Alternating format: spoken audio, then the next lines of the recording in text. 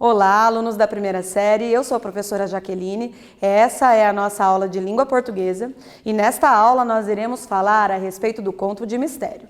Você gosta de ler contos de mistério? Ou assistir filmes de mistério, ou até mesmo ler um livro maior que tenha um mistério? O que é o mistério? Geralmente é provocado um suspense, o autor vai colocando algumas coisas que vai nos fazendo querer saber o final, ele traz até mesmo algumas situações de medo, algumas situações sobrenaturais. Os objetivos da aula de hoje, então, seriam ler e interpretar trechos de um conto, reconhecendo os efeitos de sentido produzidos pela escolha de palavras ou expressões. Vamos localizar informações explícitas e inferir o sentido de informações implícitas.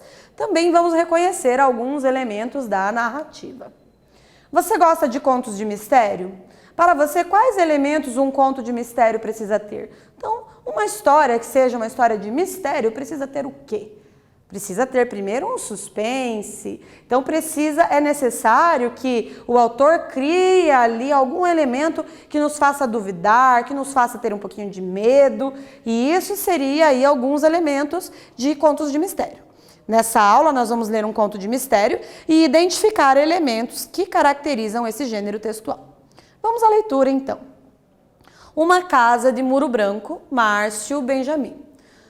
Um pessoal até então humilde que tinha recebido de herança de um tio distante uma casa grande, boa, encavada na pontinha da cidade.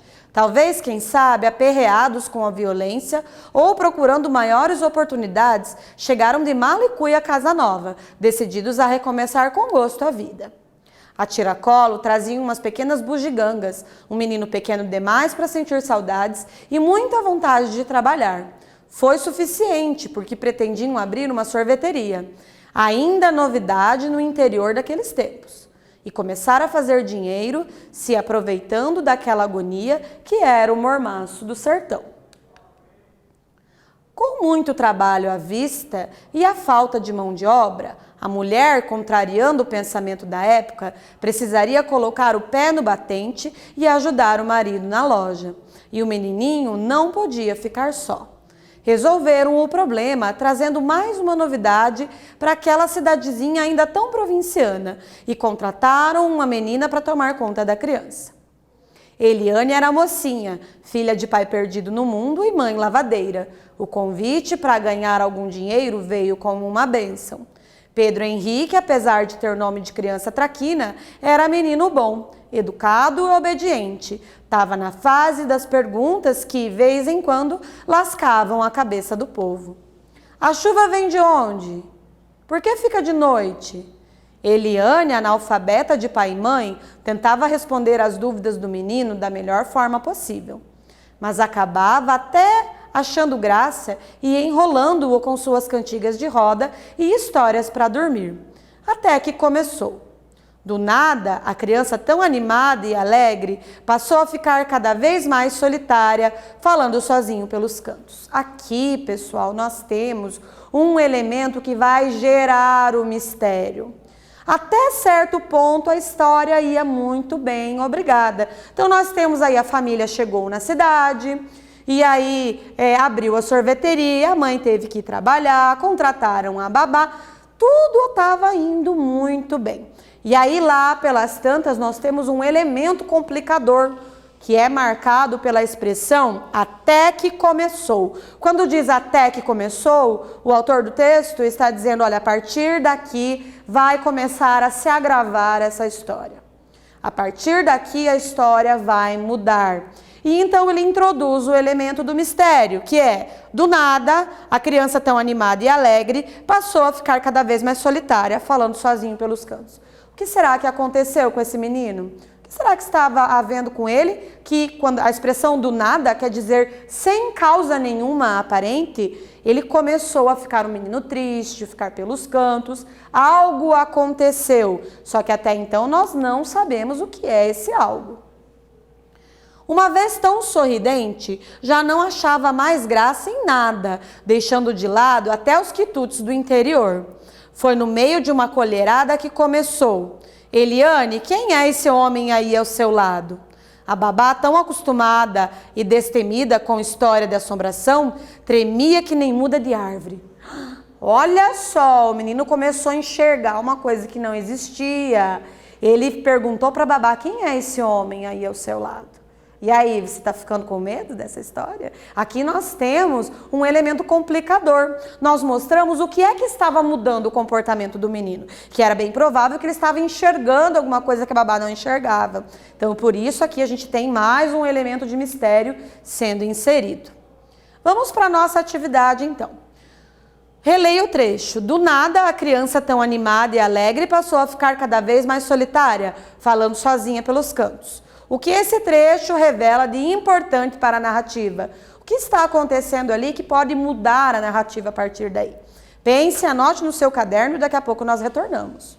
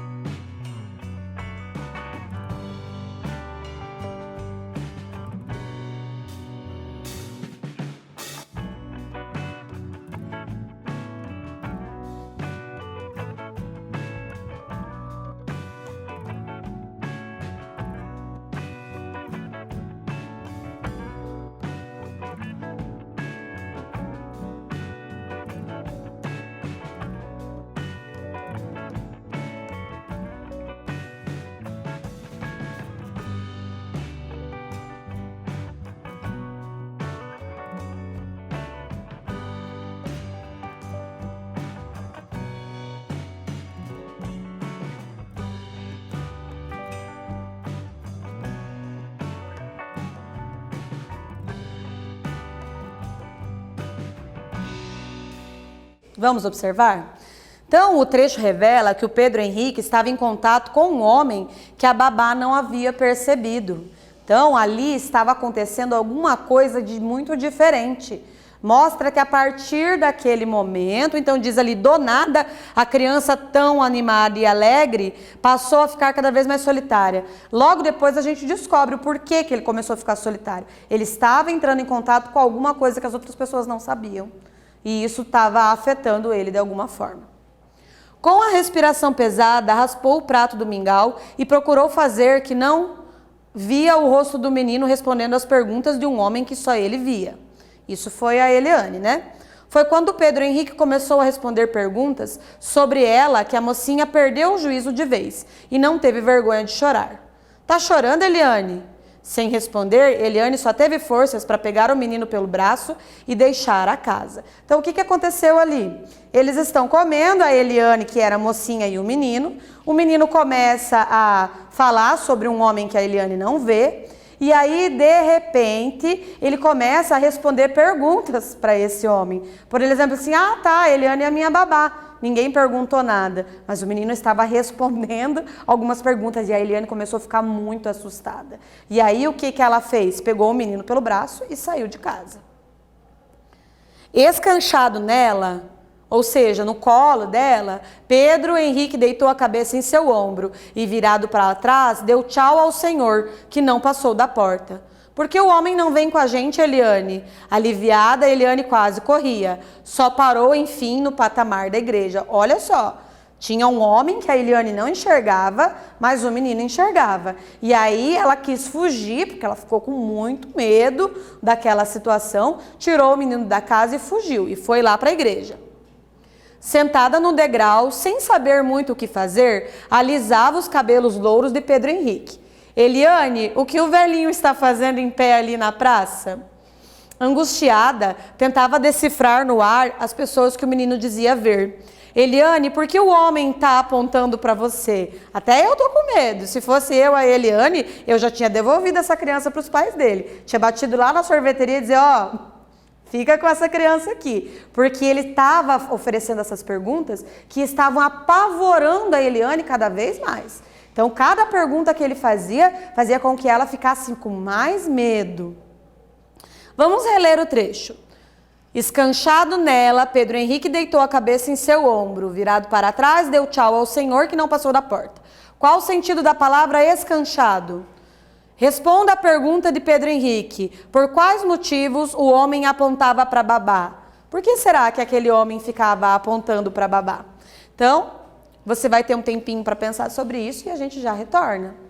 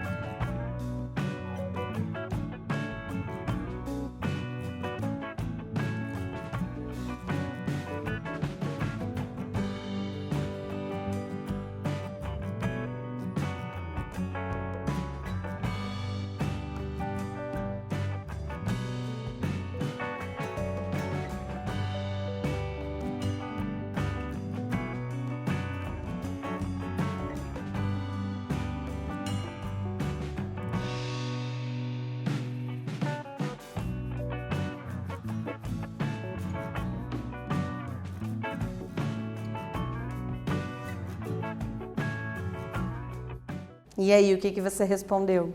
Escanchado é mais ou menos aqui, ó, ele estava no colo dela. Geralmente meninas ou outras crianças, uma criança menor que pega uma criança no colo, pega a criança aqui, coloca as pernas em volta do corpo e aí é com a cabecinha aqui, era assim que ele estava. Estava no colo dela, ó. O termo traduz a posição da criança no colo da babá e com as pernas em volta do corpo, segurando-se. E por que será que o homem apontava para babá? Aqui a gente está imaginando, né? Que deve ser para avisar de alguma coisa ou acusar a babá de alguma coisa. Vamos continuar. Já mandando a sua tranquilidade embora, Eliane precisou entrar na igreja. Precisou varrer para o lado o medo de que lhe achassem louca e cruzou as portas de madeira. O padre, já velho, de primeiro duvidou, mas foram tantos detalhes da aparição que em pouco tempo ele identificou as formas de seu Aderbal, um fazendeiro com fama de amarrado que tinha morrido fazia muito tempo. Então ela foi lá na igreja, foi falar com o padre e o padre disse, olha, pelo jeito das coisas que esse menino está falando, essa aparição aí... Aparição é o nome que se dá lá nos mitos e no folclore de quando as pessoas dizem ver pessoas mortas. Será que isso existe mesmo? Na verdade, isso não existe comprovação, né, pessoal? Isso é só uma história, é só uma ficção, mas que dá um pouquinho de medo, dá. E o padre disse que era o seu Aderbal que havia morrido há algum tempo. Com a promessa de que não dissesse a ninguém, prometeu que a missa daquela noite ia ser em ação de graças ao velho e sua família. Eliane, agradecida, beijou as mãos do padre e agradeceu. Só pediu que ele não entrasse tanto em detalhes porque podia assustar o menino. Que menino? Perguntou o padre. Olha só. Aquela noite, o povo da cidade não entendeu muito bem quando o padre começou a rezar a ação de graças. Todo mundo no interior se conhecia e seu Aderbal não tinha mais parentes vivos que pudessem ter pedido a missa.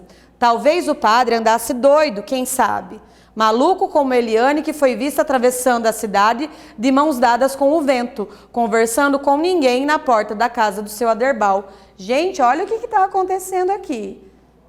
Na verdade, as outras pessoas também não viam o menino. A Eliane andava de mãos dadas com o vento. O que será que está acontecendo aí? Quem é que tá delirando? Quem é que está enxergando coisas? Vamos ver? Vamos reler o trecho. Aquela noite, o povo da cidade não entendeu muito bem quando o padre começou a rezar a ação de graças. Todo mundo no interior se conhecia. Seu Aderbal não tinha mais parentes vivos que pudesse ter pedido a missa. Que fato faz com que voltemos ao início do conto? Pense um pouquinho e eu já volto com a resposta.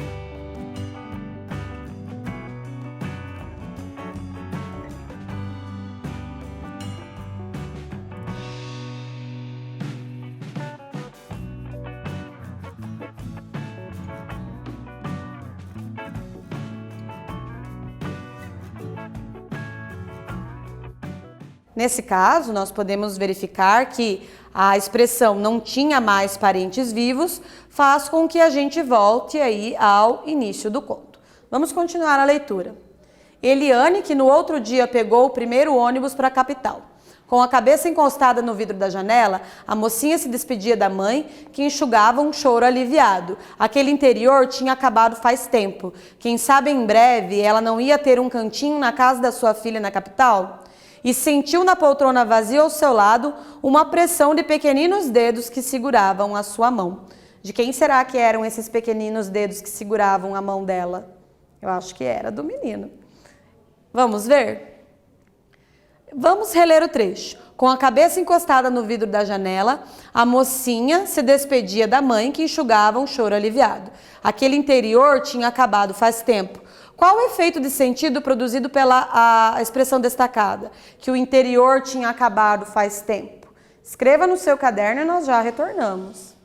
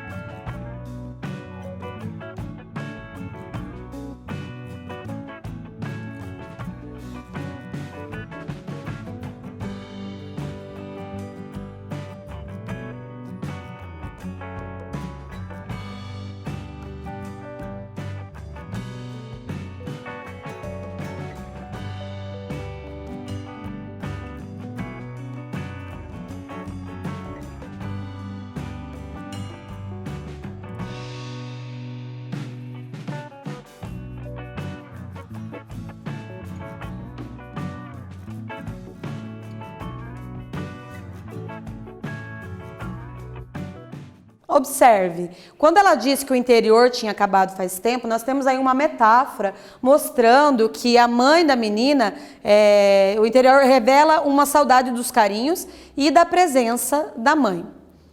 Na aula de hoje, nós lemos aí um conto de mistério. No fim, o que a gente acaba descobrindo nesse conto? Que tudo isso era alguma coisa que estava na imaginação da Eliane. O porquê que a Eliane teve essa imaginação com um menino que enxergava um velho, isso não fica claro para nós na história. Só mostra que ela ficou ali confusa com algumas coisas e quis sair da cidade, quis fugir. Na hora que ela sentiu a mãozinha na mão dela, é bem provável que ela estivesse pensando ali no menino, ok? Então, na aula de hoje, nós tivemos aí o contato com um conto de mistério, que tem elementos específicos que o caracterizam, que são essas ações que nos mostram, que nos dão vontade de ler o que vem a seguir. Deduzir o sentido de palavras e expressões do texto literário e que isso ajuda a interpretá-lo. Também lemos e interpretamos um conto de mistério em que o autor utiliza uma linguagem simples, quase coloquial, aproximando o leitor de histórias contadas oralmente. Espero que vocês tenham gostado dessa história e até a aula que vem.